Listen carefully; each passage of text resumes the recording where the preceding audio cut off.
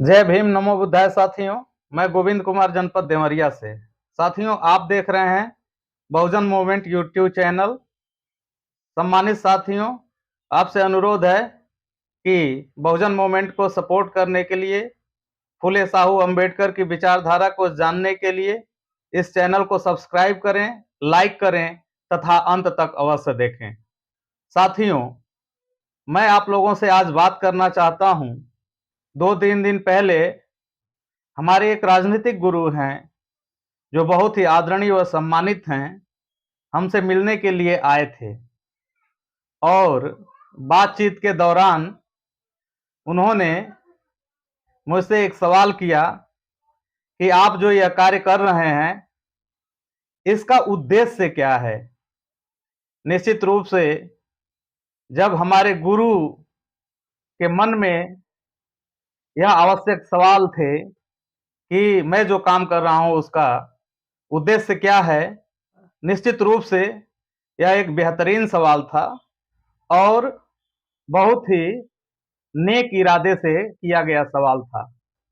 मैं अपने गुरु का नाम इस पे सार्वजनिक नहीं करना चाहता, लेकिन मैं अपने गुरु के जानकारी के लिए तथा जो हमारे मित्रगण थे उनकी जानकारी के लिए और साथ ही साथ जो आज के डेट में 1000 से ऊपर मेरे सब्सक्राइबर हैं, उनको भी अवगत कराने के लिए, जागरूक करने के लिए यह आवश्यक समझता हूं कि आज इस उद्देश्य को स्पष्ट किया जाए। मेरे साथियों,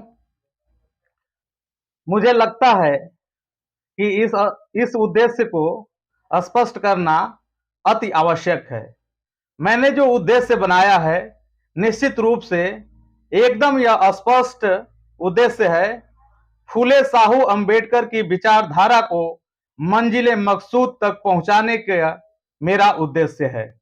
सम्मानित साथियों, जब मैं इतनी बड़ी बात लोगों से कहता हूं कि फूले साहू अंबेडकर और कांसी राम की विचारधारा को मंजिले मकसूद तक पहुंचाना मेरा उद्देश्य है, तो सम्मानित साथियों, लोगों के मनों में, लोगों के विचार में, लोगों के ख्याल में यह सवाल उठना लाजमी है कि एक छोटा सा अदना सा कार्यकर्ता, एक बहुजन मूवमेंट का सिपाही इस बड़े मिशन को कैसे पूरा कर सकता है। सम्मानित साथियों, जब ये आपके मन में सवाल उठते हैं तो इसका भी जवाब देना मैं वाजिब समझता हूं। सम्मानित साथियों, कुछ साथियों ने मुझसे यह सवाल भी किया कि ये तो जो आपका मूवमेंट का काम है, ये फूले साहू अंबेडकर के मिशन को आगे बढ़ाने में एक कण मात्र प्रयास है। लेकिन साथियों, इस बात को जब मैं सुनता हूं तो उनकी सहूलियत के लिए, उनकी जानकारी के लिए एक कहानी सुनाना चाहता हूं। साथियों, एक बार की बात है, एक घना जंगल हुआ करता था। पूरा हरा भरा था जंगल, फूल पत्तियों से लदा था, फल आदि इत्यादि पोषक तत्वों से भी भरपूर वो जंगल था।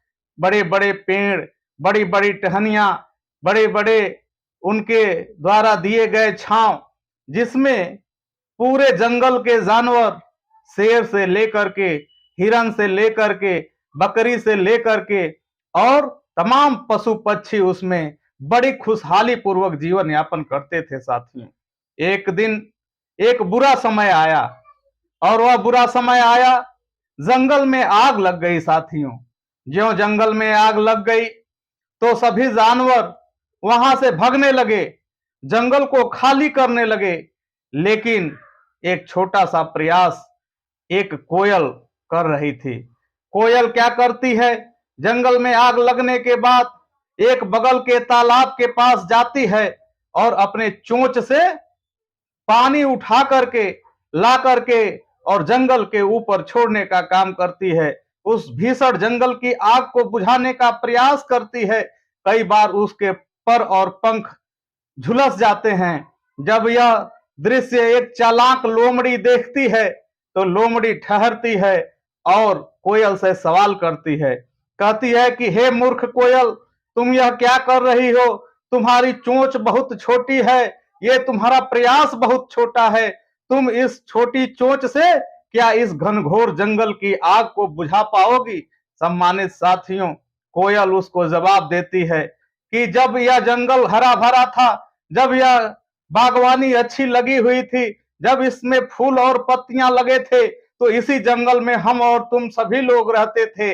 आज सभी लोग इस जंगल को छोड़ के भाग रहे हैं, जैसे कि इस जंगल से कोई नाता ही ना हो। लेकिन ये मेरा छोटा सा प्रयास, निश्चित रूप से मैं कहना चाहता हूं, हो सकता है इस छोटे से प्रयास से इस जंगल की आग न बुझे, लेकिन जब भी कभी जंगल का इतिहास लिखा जाएगा तो मेरा नाम इस जंगल के आग बुझाने वालों में लिखा जाएगा और तुम्हारा नाम इस जंगल के गद्दारों में लिखा जाएगा। ऐ मेरे सम्मानित साथियों, मैं ये जो जंगल की आग बुझाने की कोशिश कर रहा हूं, मैं बहुजन मूवमेंट को जो आगे ले जाने का प्रयास कर रहा हूं, फूले साहू अंबेडकर के मिशन को आगे ले जाने का प्रयास कर रहा हूं, हो सकता है कि ये कारवां, हो सकता है कि ये मेरा प्रयास बहुत छोटा हो, लेकिन निश्चित रूप से मैं जानता हूं कि जब भी बहुजनों के मूवमेंट का इतिहास लिखा जाएगा तो मेरा नाम गद्दारों में नहीं, ये जंगल की आग बुझाने वालों में लिखा जाएगा। साथियों, ऐ मेरे सम्मानित साथियों, बाबा साहब डॉक्टर अंबेडकर से प्रेरणा मिलती है।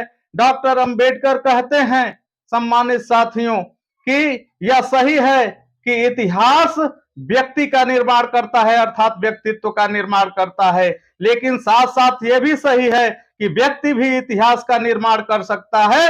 इसलिए मेरे सम्मानित साथियों, आप इतिहास निर्माण करना चाहते हो, यदि बहुजन मूवमेंट में अपना वफादारी का इतिहास निर्माण करना चाहते हो, तो छोटे बड़े का कोई मतलब नहीं है।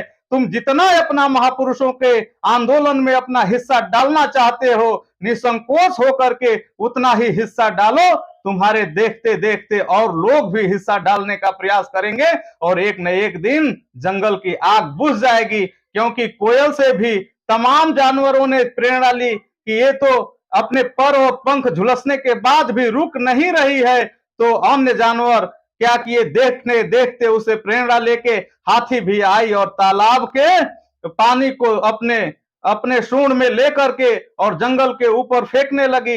अन्य भी जानवर प्रभावित हुए, इसकी प्रेरणा लेके सारे जानवर अपने अपने तरीके से प्रयास करने लगे।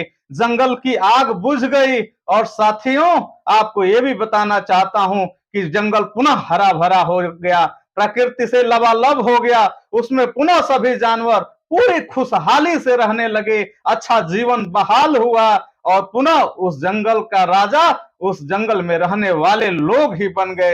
ए मेरे साथियों, यदि आप चाहते हो कि पुनः भारत का हुक्मरान बनना, भारत का शासक बनना, तो तुम्हें ये जो आग लगी है बेमनस्व की, ये जो मनुवाद की आग लगी है, इसको बुझाने में अपना योगदान अवश्य देना चाहिए।